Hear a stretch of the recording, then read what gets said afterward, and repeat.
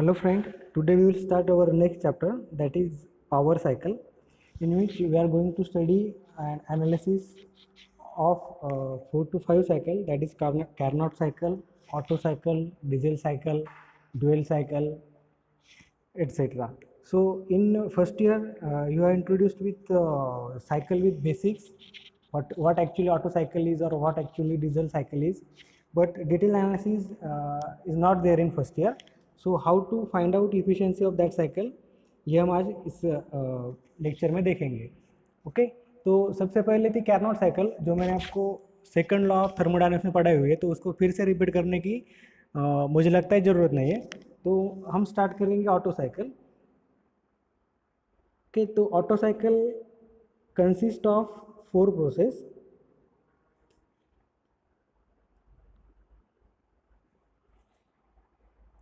Two adiabatic and 2 constant volume process. Okay, so 1 to 2 is nothing but adiabatic compression, 2 to 3 heat addition at constant volume, 1 to 2 adiabatic compression, 2 to 3 heat addition at constant pressure, मतलब यहाँ पर आप heat add करते हो, 3 to 4 adiabatic expansion, 4 to 1 heat rejected at constant volume. Okay, generally auto cycle पे petrol engine work करता है. तो this is nothing but the cylinder and piston. आपको मालूम है 4 स्ट्रोक पेट्रोल इंजन में 4 स्ट्रोक होते हैं. पहला स्ट्रोक होता है सक्शन, दूसरा कंप्रेशन, तीसरा एक्सपांशन और पावर भी कहते हैं उसको, पावर स्ट्रोक, और चौथा होता है एग्जॉस्ट. ओके, सक्शन स्ट्रोक में क्या होता है, आपको मालूम है सिलेंडर के 2 पार्ट रहते हैं. एक रहता है टीडीसी और दूसरा रहता है बीडीसी. इसका मतलब है कि ये जो पिस्टन है ये टीडीसी और बीडीसी के बीच में मूव होगा. टीडीसी के इस साइड में पिस्टन जा नहीं सकता और बीडीसी के इस साइड में पिस्टन आ नहीं सकता. तो पिस्टन ट्रैवल करेगा बिटवीन टीडीसी एंड बीडीसी. तो ये जो टीडीसी और बीडीसी के बीच का जो डिस्टेंस है इसे स्ट्रोक कहते हैं. Okay, distance between TDC and BDC is nothing but stroke. और टीडीसी क्या रहता है, upper most restriction of piston, मतलब उसके आगे पिस्टन जा नहीं पाएगा. और बीडीसी मतलब lower most restriction for the piston, मतलब बीडीसी के आगे भी वो जा नहीं पाएगा. तो ये जो पिस्टन है ये वाला, ये टीडीसी और बीडीसी के बीच में मूव होता है. ओके, और उसके बीच का जो डिस्टेंस है टीडीसी और बीडीसी, जितना ये पिस्टन ट्रैवल करेगा उसे स्ट्रोक कहते हैं. Clear? That distance is nothing but stroke. So what happen in suction stroke, ये जो पिस्टन रहता है ये टीडीसी से बीडीसी की तरफ मूव होता है. तो और इनलेट, यहाँ पर इनलेट वाल ओपन होता है, तो जो भी पेट्रोल और एयर का मिक्सचर वो अंदर आएगा.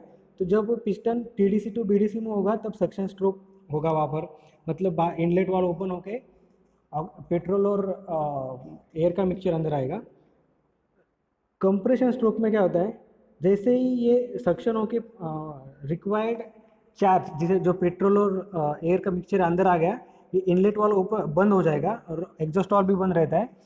अब तब क्या होगा, ये पिस्टन मूव होगा from BDC to TDC. Piston BDC से टीडीसी की तरफ मूव होगा, ये वॉल बंद है, तो जो भी मिक्सचर अंदर आया है पेट्रोल और एयर का वो कंप्रेस हो जाएगा due to movement of piston from BDC to TDC. That stroke is called compression stroke. Okay, अब यहाँ पर क्या होता है, जैसे ये कंप्रेशन स्ट्रोक पूरा होने लगता है, यहाँ पर एक स्पार्क प्लग रहता है जहाँ से इस कंप्रेस्ड हुए पेट्रोल और एयर के मिक्सचर को स्पार्क मिलती है और वो बर्स्ट होता है. तो उससे क्या होता है, ये piston suddenly TDC to BDC move होगा. सडनली मूव होने की वजह से ये कनेक्टिंग रॉड से क्रैंक कनेक्टेड रहता है, ये क्रैंकेस घूमने लगी, मतलब यहाँ पर मैकेनिकल वर्क क्रिएट होगा. कैसे क्रिएट होगा, जैसे यहाँ पर ब्लास्ट होगा स्पार्क प्लग की वजह से, piston TDC to BDC move होगा और उससे वर्क डन होगा. ओके, मतलब एक्चुअल पावर कहाँ पे जनरेट हो रही है, इस पावर स्ट्रोक में, जो कि piston TDC to BDC movement पर होता है. Okay, after this power stroke what happen, piston again move from BDC to TDC. अब इस टाइम पे क्या होगा, एग्जॉस्ट वाल्व ओपन होगा, इनलेट वाल्व बंद ही रहेगा, एग्जॉस्ट वाल्व ओपन होगा और जो भी कंबशन हुआ होकर जो भी एग्जॉस्ट गैस क्रिएट होता है वहाँ पर पेट्रोल के कंबशन के बाद, वो इस एग्जॉस्ट वाल्व के थ्रू बाहर चला जाएगा। तो that stroke is called exhaust. समझ में आ गया? So these are the 4 stroke. अब ये जो कुछ ज़रूरी चीज़ें मैं आपको बोलना चाहूँगा, ये टीडीसी है और ये बीडीसी है। टीडीसी के इस साइड पिस्टन जा नहीं पाएगा। ये जो सिलेंडर हेड रहता है और टीडीसी रहता है, इसके बीच में जो गैप रहता है इसे कहते हैं क्लियरेंस।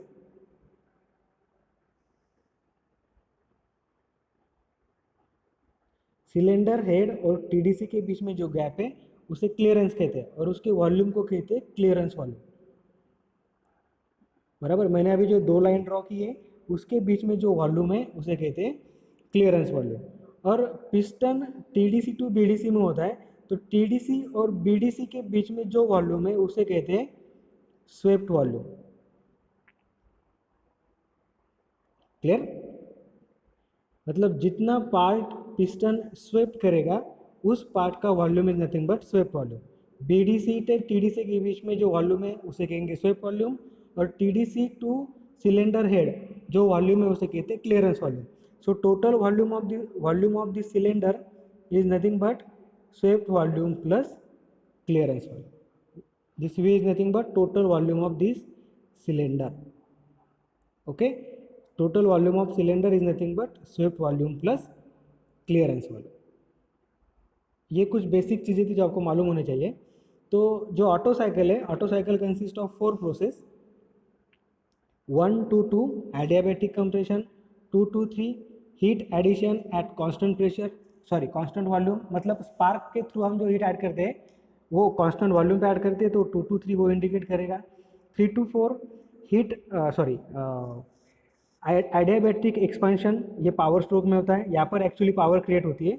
और 4 to 1 heat rejected at constant volume, मतलब जो एग्जॉस्ट स्ट्रोक है। क्लियर?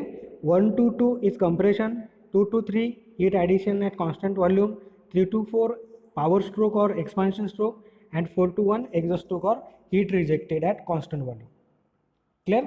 तो यहाँ पर इस पीवी डायग्राम को आप केयरफुली देखो।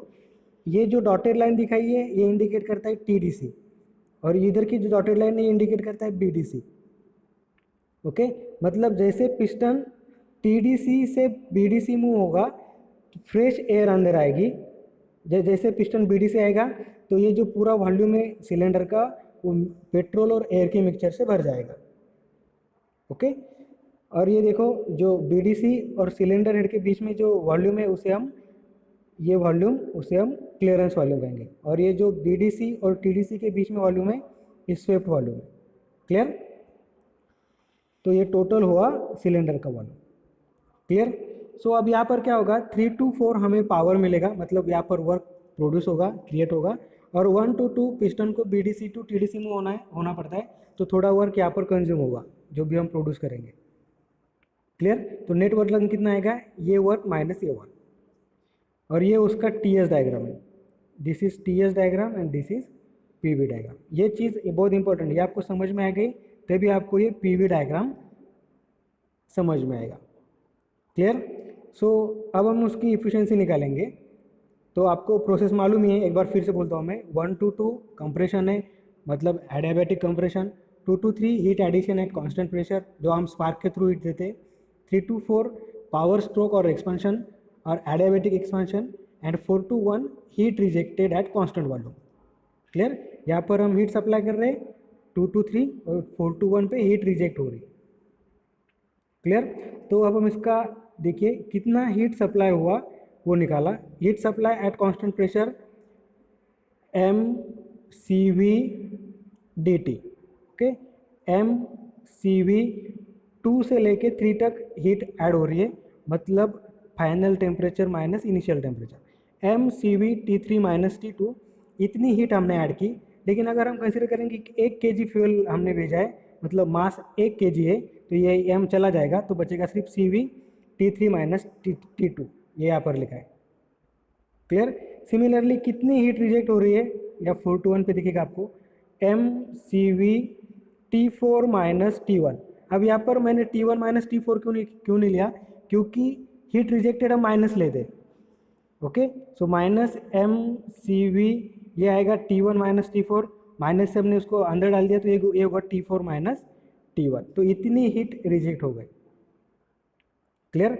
तो आपको समझ में आ गया, this is heat rejected, sorry heat supplied and heat rejected. अब कितना वर्क होगा यहाँ पर, हमने हीट सप्लाई की, उसमें से कुछ रिजेक्ट हो गई, तो कितना वर्क में कन्वर्ट हो गया, heat supplied equals to work plus heat rejected, ये हमने फर्स्ट लॉ में देखा है।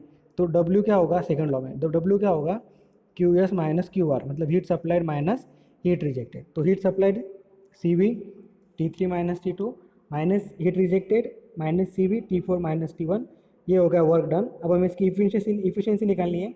Efficiency is nothing but work done upon heat supplied, तो ये होगा, ये जो हमने वर्क डन अभी निकाला है वो न्यूमरेटर में heat supplied CV T3 minus T2, इसको सिर्फ डिनोमिनेटर सेपरेट किया तो 1 माइनस CV कैंसिल हो जाएगा, T4 minus T1 upon T3 minus T2। यहाँ पर क्या किया, डिनोमिनेटर सेपरेट किया, पहले CV कैंसिल हो जाएगा, बाद में डिनोमिनेटर सेपरेट करने के बाद आपको ये मिलेगा। अब देखो कुछ दूसरी इंपॉर्टेंट टर्म्स हैं, जैसे कि कंप्रेशन रेशो। कंप्रेशन रेशो मतलब हम 1 से 2 कंप्रेस कर रहे हैं, मतलब कितना कंप्रेस कर रहे हैं, तो it is nothing but V2 by V1। कहाँ से हमने कहाँ तक कंप्रेस किया, this is nothing but compression ratio, मतलब final compression volume upon initial compression volume. Suppose हमने 1 बार से लेकर 4 बार तक कंप्रेस किया, तो इसका कंप्रेशन रेशो क्या हो गया, 4/1। तो हम इन टर्म्स ऑफ वॉल्यूम लिखेंगे V2 upon V1। Okay, this is nothing but compression ratio.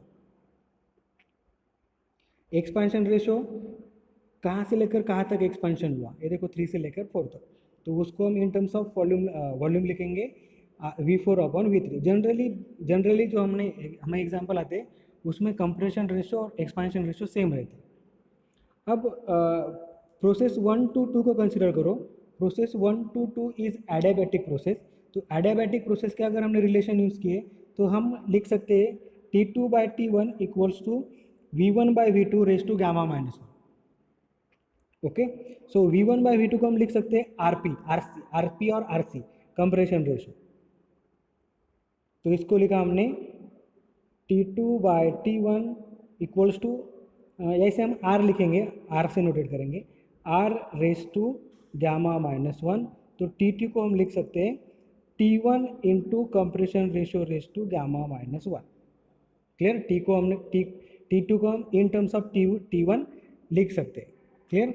Similarly हमने प्रोसेस 3 to 4 को कंसिडर किया, वो भी एडियाबैटिक प्रोसेस है, तो उसको भी हम लिख सकते हैं इन टर्म्स ऑफ टेम्परेचर और volume T3 by T4 equals to V4 by V3 raise to gamma minus 1। Again V4 by V3 क्या है, एक्सपेंशन रेशो। हम अज्यूम करेंगे कि एक्सपेंशन रेशो और कंप्रेशन रेशो सेम है, तो हम T3 को लिख सकते हैं in terms of T4, that is T3 equals to T4 into compression ratio raise to gamma minus 1। अब हमने क्या किया यहाँ पर, T2 को इन टर्म्स ऑफ T1 लिखा और T3 को इन टर्म्स ऑफ T4 लिखा। यहाँ पर जो T2 और T3 है इसको हमने रिप्लेस कर दिया T1 और T4 से। ये जो अभी जो वैल्यू आई है T3 और T2 की, वो हमने पुट कर दिया यहाँ पर, बराबर। इसमें से compression ratio raise to gamma minus 1 common आएगा डिनोमिनेटर में, तो बचेगा T4 माइनस T1, ऊपर भी T4 माइनस T1 वो कैंसिल हो जाएगा, तो ये होगा 1 minus 1 upon compression ratio raise to gamma minus 1। मतलब ये जो इफिशियंसी है ऑटो साइकिल की, it is function of compression ratio only. जैसे हम कंप्रेशन रेशो चेंज करेंगे वैसे उसकी इफिशियंसी चेंज होगी। अभी एयर स्टैंडर्ड इफिशियंसी क्या है, सिंपली आप ध्यान में रखो, air standard efficiency means we are using fuel as a air, मतलब एयर को हम fuel as a fuel use करते हैं। ओके, मतलब instead of petrol auto cycle में हम एयर सप्लाई करेंगे और एयर से जो उसकी इफिशियंसी मिलती है उसे कहेंगे एयर स्टैंडर्ड इफिशियंसी। ओके, तो एयर स्टैंडर्ड इफिशियंसी मतलब उसका जो फ्यूल है वो एयर है और उस पे से जो इफिशियंसी मिल रही है it is nothing but air standard efficiency of auto cycle. तो efficiency of Otto cycle is function of compression ratio only, means as compression ratio changes efficiency will changes. So how we can maximize this efficiency of Otto cycle?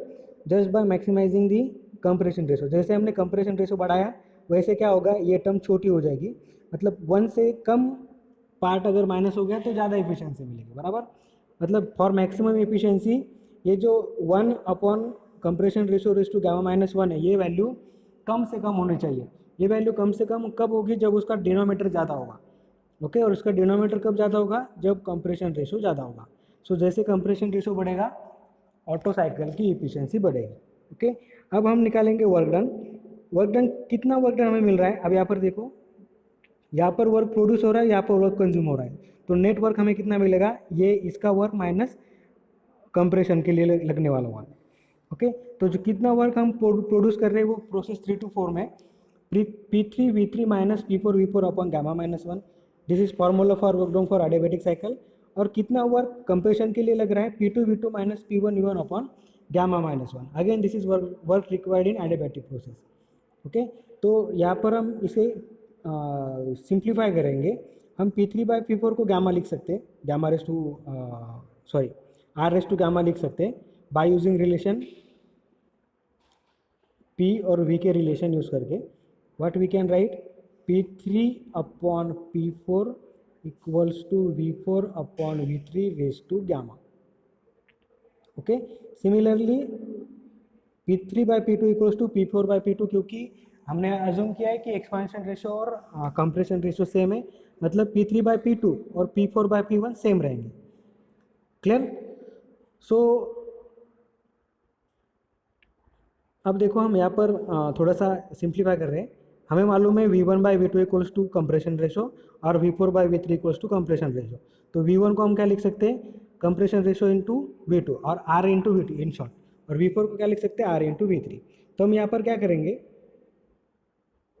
इसमें से हमने P4V4 common ले लिया और इसमें से हमने P1V1 कॉमन ले लिया। देखो P4V4 कॉमन लेने के बाद यहाँ पर क्या बचेगा, ये गामा माइनस 1 बाहर आ गया, यहाँ पर P3V3 upon P4V4 minus 1 minus P1V1 common लेने के बाद क्या बचेगा, ये इसमें P2V2 minus P1V1 minus 1, okay.